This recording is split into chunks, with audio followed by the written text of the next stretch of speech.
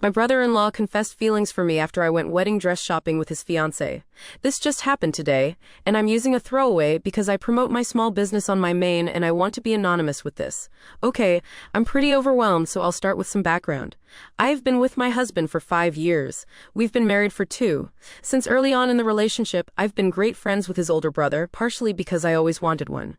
When he started dating a girl about 2 years ago, I went out of my way to make sure she knew she had a friend in me if she wanted, since we're the only girls in the family. We're great friends now, and since they got engaged 3 months ago, I have been helping with wedding planning and was asked to be a bridesmaid. We went dress shopping today and had a blast. We went to brunch, had some mimosas, found the dress, and went back to their house to celebrate.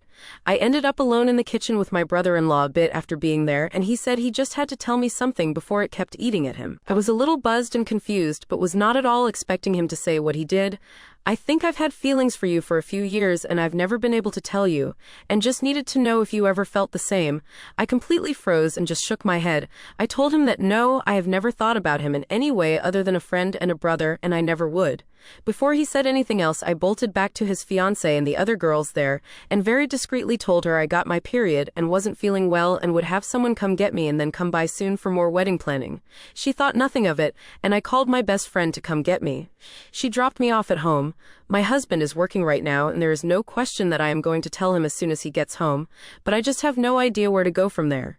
Do I tell his fiancée? Do I make him tell her? Do I leave it? Do I have my husband talk to him? Has anyone ever had something like this happen or have any advice? Anything is appreciated. Update. Thanks to everyone who helped calm my panicked mind after my original post. I didn't want to tell me husband we need to talk while he was still at work and make him panic, so having some reassurance from here was really helpful. I also noticed a lot of people asking for an update, so here is one that even I was shocked by as I lived it.